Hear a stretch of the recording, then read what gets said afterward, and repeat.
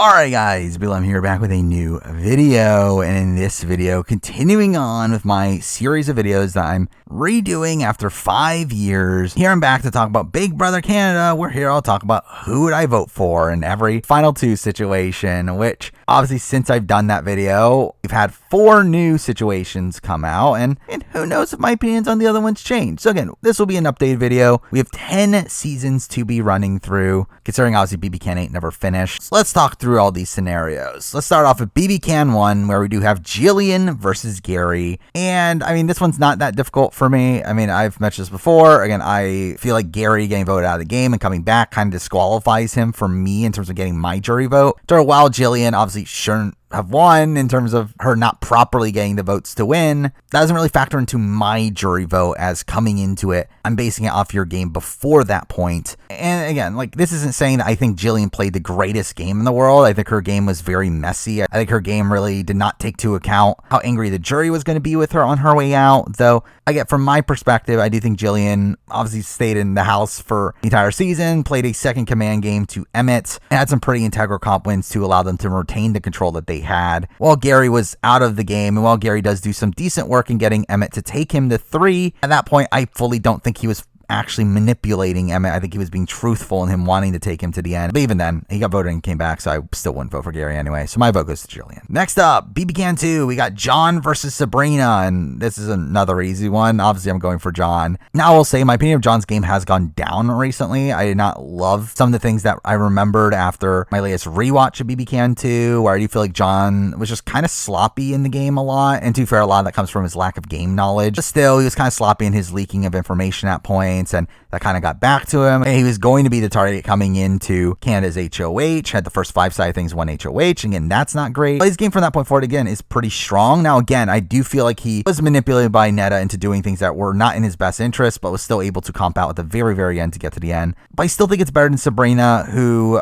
really from week 5 on, she was mostly aloof at what was going on in the game. She was kind of just being dragged along as no one really respected her. And really in general, again, that is an issue, is the fact that she had no respect. And even early on, when she was in a decent position, even her own allies didn't even want to work with her. Now, I will give her credit for controlling Rochelle's HOH, but really that's most of the things that I think I can give her true credit for. As her game outside of that just felt like very emotional play, and she was still too loyal to her first 5 anyway. And again, I think John did not play a great game, but I still think it's better than Sabrina, so my vote goes to John. But next up for BB Can 3, we have Sarah versus Godfrey, and this is another pretty easy one for me, but kind of in the opposite way, where I'm not going to be voting for a person that won the season. I would personally vote for Godfrey. I do think Sarah played a game that was largely benefited by twists that were happening around her. While a lot of these twists didn't directly happen to her, they do end up greatly benefiting her, like the reintroduction of Cindy to the game. Cindy, a person who came in with the pre-jurors telling her explicitly to work with Sarah, which allowed her to flip the vote onto Jordan, which in turn saves Godfrey. And I think that is an argument to be made here, that Godfrey got saved by a twist technically, but he also got screwed by a twist, considering if that had not happened, Bruno would have been the target that week instead of him. But either way, Sarah was initially really benefited by a triple eviction, only for her to screw that up for herself and voting out Willow by mistake. She has really benefited from Brittany getting her coup d'etat that keeps Brittany in the shield for her coming into the end game. And again, just overall, I think Sarah played a game that was very benefited by twists, while Godfrey, I think, was able to maneuver the game in a lot more impressive of a way to me. While Godfrey very rarely had control over the game, and realistically, I think there's probably like other people on this season that if they had gotten to the end against Godfrey, I probably would have still voted for them over Godfrey. I still think Godfrey, again, for sure played better to me than Sarah. I feel like Sarah very much lucked her way to the end, while Godfrey more actively positioned his way to the end.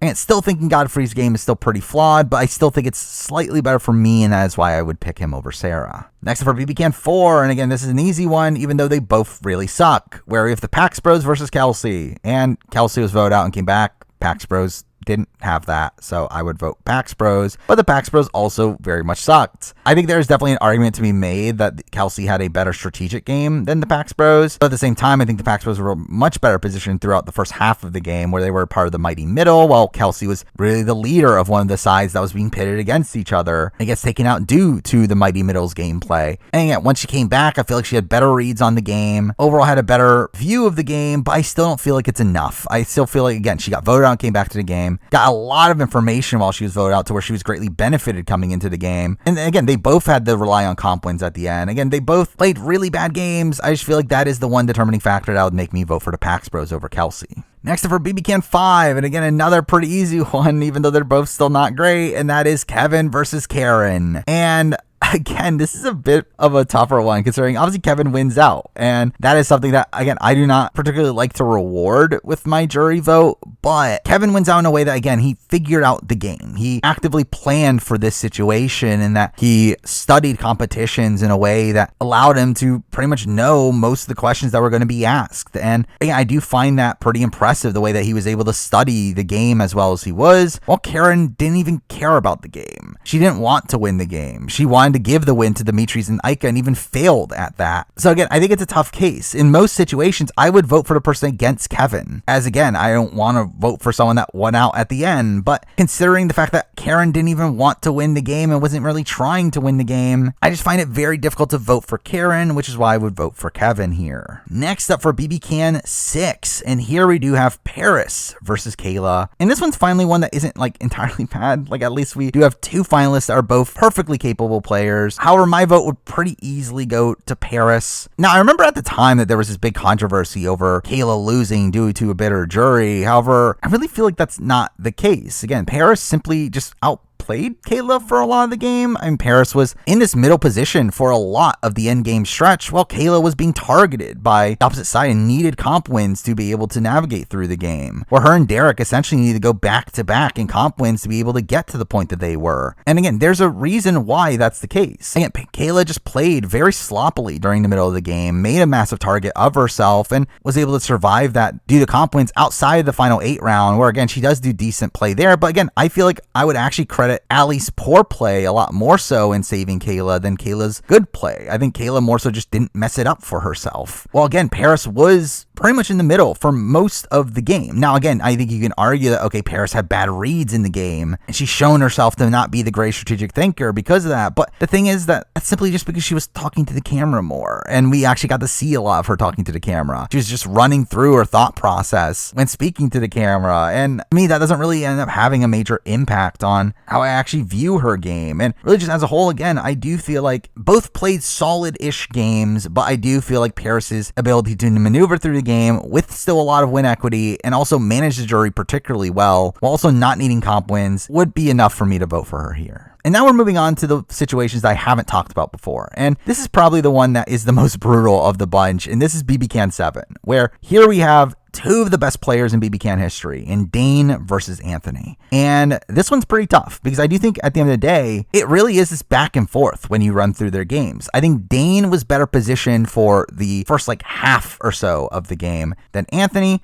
but then proceeded to take out his own numbers towards the end game in favor of the Pretty Boys, essentially in favor of Anthony. Though at the same time, he did make the move to take out Corey, to take a shot at Anthony. But still, even then, Anthony ends up being in a much better position towards the end game, and even at a point almost voted Dane out of the game, though Dane was able to save himself at the final 5, to which they'd run the game from that point forward. Again, like it is a game where Anthony's strategic play is debatably better. I think Anthony's positioning in the end game is better. However, Dane's positioning for the first half of the game is much better, and also is not that far behind Anthony in these other aspects, and also does the active move and saving himself at 5. Again, like I think it is a big back and forth between the two. However, I think my vote would slightly lean to Dane. And again, it would have been very, very close. However, again, I think the stranglehold that Dane had early on in the game was extremely impressive, and his awareness to make the move against Anthony at 8 is something to give him some credit for as well. Also, Dane's win equity towards the end game, which is significantly higher, to where Anthony's reluctance to make a move against Dane in the end game, despite the fact that it was pretty apparent that Dane had more win equity, again, is something that, again, I do knock a bit against Anthony. Anthony still played an extremely strong game, definitely the best non-winning game in Big Brother Canada history, but I would slightly lean my vote towards Dane here. Now we're obviously skipping BB Can 8, moving on to BB Can 9, where we do have Ty versus Braden, and this one's also not particularly close to me in the sense that I think I would vote for Ty. I mean, I've criticized Ty's game quite a bit. I do think his jury management was very much lacking. I do think his strategic play was a bit misguided at points. He was a big target for the first half of the game, kind of gets lucked out of not ever having to face the ramifications of that. But again, against Braden, and really against most most people on this season outside of Kiefer, I wouldn't really bat an eye. I'll still vote Ty. Like, while I do think his move to get rid of Jed as early as he did is a little bit misguided, I do think the fact that he does cut his number one ally at that point and still is able to maneuver through the game, is able to maintain his final two with Brayden while also having a final two with Kiefer. And I think all that is very strong. Again, the way he treats Beth on her way out, Tara on her way out, pretty bad. I do think his overall maneuvering through the game was a lot more impressive than Brayden's, who was kind of just there. He's kind of just in the background. Aligned with Austin early on, they didn't really talk much game. They made a move against their best interest, and week 2 only be saved by the fact that the Sunsetters broke up, which had nothing to do with what he did. Even the back portion of the game, he nominated himself to be on the block in a position where he very much could have gone home against Jed. He really just had like very little agency throughout a lot of the game, and that is why I do feel like I personally would have voted for Ty. Now for BB Can 10, and here we do have Kevin versus Josh, and this is not close. I would obviously vote for Kevin Jacobs. Now, I don't think Josh actually plays that bad of a game. I mean, like really for me, Josh's game is essentially just slightly worse than Ty's from BB Can 9. Like really, I think his game up until the triple eviction is pretty solid. While I wish he was a bit more active at points, I do think his positioning was very strong. The issue comes from the back third of the game where he does end up blindsiding his allies one by one and burning relationships along the way. Burning the likes of Summer and Betty and just kind of losing a lot of favor through all that. He does lose these jury votes that he should have had locked in coming into the final two, while also playing a game that definitely benefits Kevin a lot more than it does him. Well, again, Kevin plays a very impressive game. Despite being on the block week 1 and having very low social capital at the very beginning, he's able to really build it up pretty quickly. And by the time of week 5, he's able to pretty much flip the entire house and build a opposing side and solidify that side by blindsiding Tanisha, and again, manipulates Marty into taking out Herman, guarantees Moose going home. He is able to repair his relationship with Marty after it's fractured to the point where he's able to get to the gummy bear situation to take Gino out. Obviously has Josh and Helena by his side the entire time and is in a position where he beats both of them. Now again, the tail end of his game is still very rocky, though he still is able to convince Josh to take him to final 2. And again, there's just a lot of really impressive work. To me, it's not particularly close. I definitely would have voted for Kevin Jacobs. Now for the most recent season, we're at BB Can 11, where here we do have Ty versus Claudia, and this would have pained me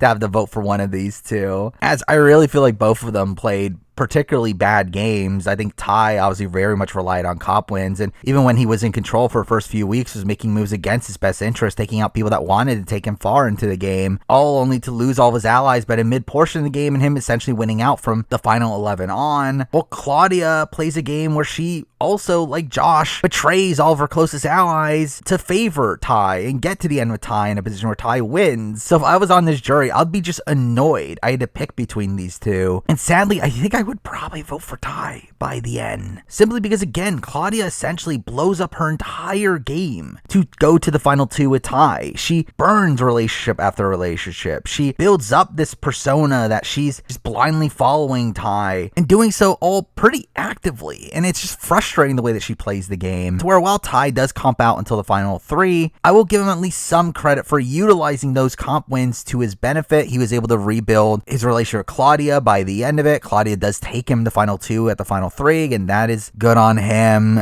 He's also able to put fear into people through his comp wins, which leaves him off the block initially and allows him to make these bigger moves and taking out Shania and Renee. Like really, I really would not want to vote for Ty. However, in this situation, I feel like I would begrudgingly have to, just due to the fact that Claudia is also really, really bad in my point of view. So I guess my vote goes to Ty. But there we go. I mean, that is my Who Would I Vote For video for Big Brother Canada. Now moving forward, obviously, I will continue to do these for the other series that I typically cover, along with also the updated season, winner rankings. And beyond that, obviously, just expect the typical coverage for BB Can 12 and also just the typical videos that you would expect from this channel. But for now, that is the video. Thank you for watching.